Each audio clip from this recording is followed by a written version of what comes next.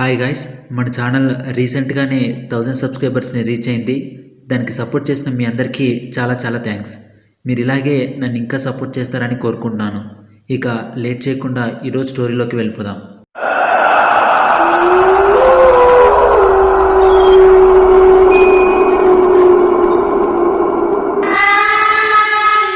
సమయం అర్ధరాత్రి 11 కావస్తుంది. ఆఫీస్లో వర్క్ కంప్లీట్ చేసుకుని బయటకు వచ్చేసరికి బయట జోరున వర్షం కురుస్తుంది. చూస్తుంటే అది ఇప్పట్లో ఆగేలా లేదు. అప్పుడే నన్ను మా సెక్యూరిటీ గార్డ్ చూసి కొంత ఆశ్చర్యంతో ఇంత లేట్ అయిందేంటి సార్ అని అడిగాడు. తన వయసు దాదాపు 60 ఏళ్ళు ఉంటాయి. ఆఫీస్లో కొంచెం వర్క్ ఉండింది, అది కంప్లీట్ చేసేసరికి ఈ టైం అయింది అని చెప్పాను. అప్పుడు మా సెక్యూరిటీ గార్డ్ నాతో, సార్ మీకు తెలుసో లేదో ఈరోజు అమావాస్య, పైగా ఫుల్గా వర్షం పడుతుంది. ఈ టైంలో ఇంటికి వెళ్ళకపోవడమే మంచిది. నా మాట విని ఈరోజు రాత్రి ఆఫీస్లోనే ఉండి రేపు మార్నింగ్ వెళ్ళండి అని చెప్పాడు. నేను కాస్త నవ్వి, ఈ రాత్రి నేను ఆఫీస్లోనే ఉంటే మళ్ళీ రేపు ఆఫీస్కి ఎలా రాగలను అని అడిగాను. సార్ నా మాట వినండి, ఇంత రాత్రి ఒంటరిగా వెళ్ళొద్దని తను నన్ను బ్రతిమలాడాడు. కానీ నేను ఇంటి దగ్గర నాకు అర్జెంటు వర్క్ ఉంది, నేను ఖచ్చితంగా వెళ్ళాలి. పైగా టైం 11 కావస్తుంది. 11కి లాస్ట్ బస్సు ఉంటుంది, అది మిస్ అవుతే ఇక బస్సు ఉండదు అని చెప్పి నేను వెళ్ళబోతుంటే సెక్యూరిటీ గార్డ్, సార్ మీరు నా మాట ఎలాగో వినేలా లేరు, కనీసం నా కోసం ఈ ఒక్క పని చేయండి అని చెప్పి తన జోబులో నుండి ఒక తాయెత్తు తీసి నా చేతిలో పెట్టాడు. సార్ మీకు దేవుడి మీద నమ్మకం ఉందో లేదో నాకు తెలీదు, కానీ ఇదొక మంత్రించిన తాయెత్తు. మీరు ఇంటికి వెళ్ళేంత వరకు దీన్ని ఎట్టి పరిస్థితిలో మీ దగ్గరే ఉంచుకోండి అని చెప్పాడు. నేను ఇప్పుడెందుకు ఇవన్నీ అని అడిగాను. సార్ మీరు నన్ను ఇంకేం అడగొద్దు, దయచేసి నా కోసం ఈ ఒక్క పని చేయండి అని చెప్పాడు. ఇక నేను ఇంకేం మాట్లాడకుండా ఆ తాయెత్తు తీసి జోబులో వేసుకొని అక్కడ నుండి స్ట్రైట్గా బస్ స్టాప్కి వెళ్ళాను. వర్షం కుండపోతగా కురుస్తుండడం వల్ల బస్ స్టాప్ చుట్టుపక్కల నేను తప్ప ఇంకెవ్వరూ కనిపించడం లేదు. అయినా ఒంటరిగా అక్కడే నించొని బస్ కోసం వెయిట్ చేస్తూ ఉన్నా. మధ్య మధ్యలో నన్ను భయపెట్టే విధంగా ఆకాశం గట్టి గట్టిగా ఉరుముతుంది. ఆ శబ్దం విన్న ప్రతిసారి నా వెన్నులో వణుకు పుడుతుంది. అలా బస్ స్టాప్ దగ్గర చాలాసేపు నించున్న తర్వాత ఇక ఆఖరి బస్సు కూడా వెళ్ళిపోయిందన్న విషయం నాకు అర్థమైంది. అప్పుడే కాస్త దూరాన ఒక వ్యక్తి రావడం నేను గమనించాను. చుట్టంతా చీకటిగా ఉండడం వల్ల అతని మొహం నాకు సరిగా కనిపించలేదు. కానీ అతన్ని చూస్తుంటే తను ఈ బస్ స్టాప్ వైపే రాబోతున్నాడన్న విషయం నాకు అర్థమైంది. నేను నా తలని రోడ్డు వైపు తిప్పి చూశాను. రోడ్డు మొత్తం చాలా ఖాళీగా ఉంది. మళ్ళీ ఆ వ్యక్తి వైపు తిరిగి చూశాను, కానీ ఆ వ్యక్తి అక్కడ కనిపించలేదు. నాకు చాలా ఆశ్చర్యం అనిపించింది. ఇప్పటిదాకా అక్కడే కనిపించిన వ్యక్తి ఇంతలో ఏమయ్యాడని ఆలోచిస్తూ ఉన్నా. ఇంతలో అటువైపు నుండి ఒక క్యాబ్ వస్తూ కనిపించింది. నేను ముందుకెళ్ళి నా చెయ్యి అడ్డు పెట్టి ఆ క్యాబ్ని ఆపడానికి ట్రై చేశాను, కానీ ఆ క్యాబ్ నన్ను దాటేసి వెళ్ళిపోయింది. నేను నిరాశతో చూస్తూ ఉండిపోయా. ఇంకేమైనా వెహికల్స్ వస్తాయేమో అని అలా చూస్తూ ఉన్నా. ఇంతలోనే వెనకాల ఏదో బ్రేక్ కొట్టిన సౌండ్ వినిపించింది. వెనక్కి తిరిగి చూస్తే అక్కడ ఆ క్యాబ్ ఆగేసింది. నాకు ప్రాణం లేచొచ్చినట్టు అయింది.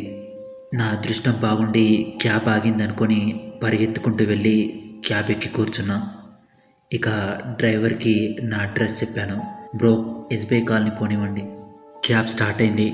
అలా కొద్ది దూరం వెళ్ళాక డ్రైవర్ని, బ్రో మీరు వస్తుంటే విచిత్రమైన వ్యక్తి ఎవరైనా కనిపించారా అని అడిగా. తను నేను అడిగిన దానికి ఎలాంటి ఆన్సర్ ఇవ్వలేదు. నేను మళ్ళీ అడిగాను. అప్పుడు అతను ఒక గంభీరమైన వాయిస్తో నేను చూడలేదు అని చెప్పాడు. చాలా విచిత్రంగా ఉంది. ఇంతకుముందు నేను బస్ స్టాప్ దగ్గర ఉన్నప్పుడు నాకు అక్కడ ఎవరో కనిపించారు, కానీ మళ్ళీ చూసేసరికి వాళ్ళు అక్కడ లేరు. అంతలోనే వాళ్ళు ఎటెళ్ళారో ఏమీ అర్థం కావట్లేదు అని చెప్పాను.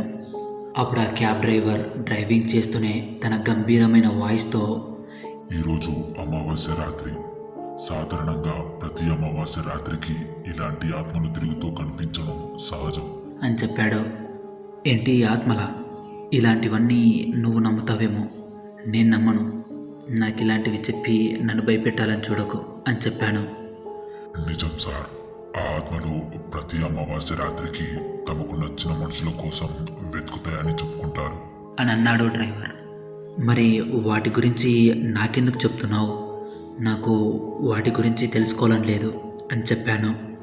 చెప్పేది వినండి సార్. ఒకవేళ ఆ ఆత్మల కన్ను ఎవరి మీదైనా పడితే అవి వాళ్ళని చంపేంత వరకు వదిలిపెట్టవు అన్నాడు డ్రైవర్. అరే, నాకు ఈ ఆత్మల గురించి తెలుసుకోవాలని లేదని చెప్తుంటే నీకు అర్థం కావట్లేదా? ఫస్ట్ నువ్వు బండాపు అని చెప్పాను.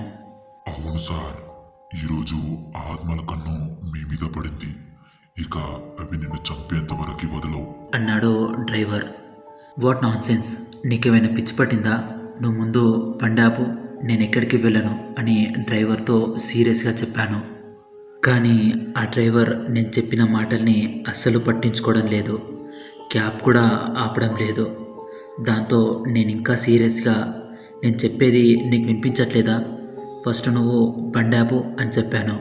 అప్పుడు ఆ డ్రైవర్ ఒకసారి నీ ఎడం వైపు చూడు, అంతా నీకే అర్థమవుతుంది అన్నాడు. ఎడం వైపు చూడాలా? ఏముంది ఎడం వైపు? ఒకసారి చూడండి సార్, అదిగో ఆ రోడ్డు వైపు. నేను క్యాబ్లో నుండి ఎడం వైపు చూశాను.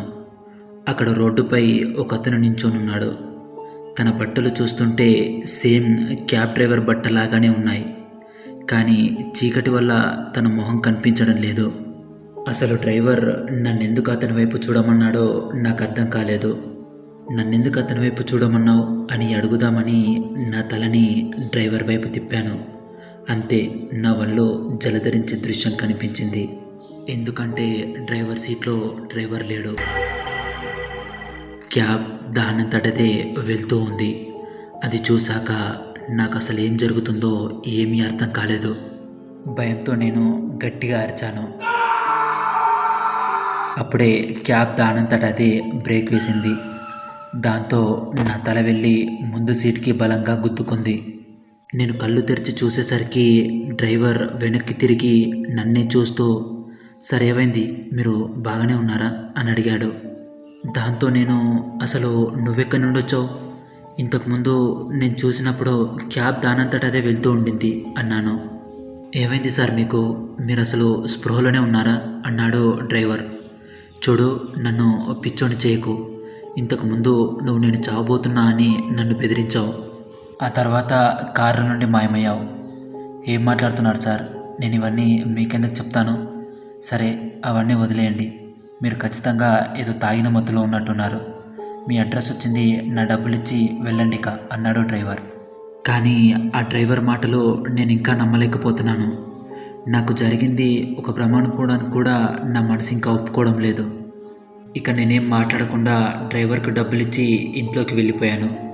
ఇక నెక్స్ట్ రోజు మార్నింగ్ డైనింగ్ టేబుల్ ముందు కూర్చొని దీని గురించి ఆలోచిస్తూ ఉన్నా. అప్పుడే నాకు రాత్రి సెక్యూరిటీ గార్డ్ ఇచ్చిన తాయెత్తు గుర్తుకొచ్చింది. దాంతో దాన్ని తీసి చూశాను.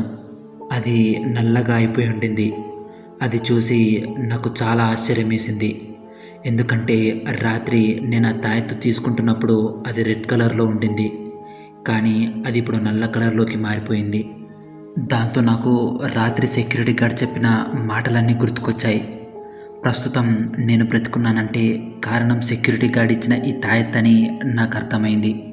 ఇక ఆఫీస్కి వెళ్ళాక సెక్యూరిటీ గార్డ్ని కలిసి నా లైఫ్ని సేవ్ చేసినందుకు తనకి థ్యాంక్స్ చెప్పాను. ఇక ఆ రోజు నుండి ఆఫీస్లో వర్క్ అంతా 6 o'clock లోపే కంప్లీట్ చేసుకొని ఇంటికి వెళ్ళిపోయేవాడిని. దాంతోపాటు దేవుడిపై నమ్మకం కూడా బాగా పెరిగింది.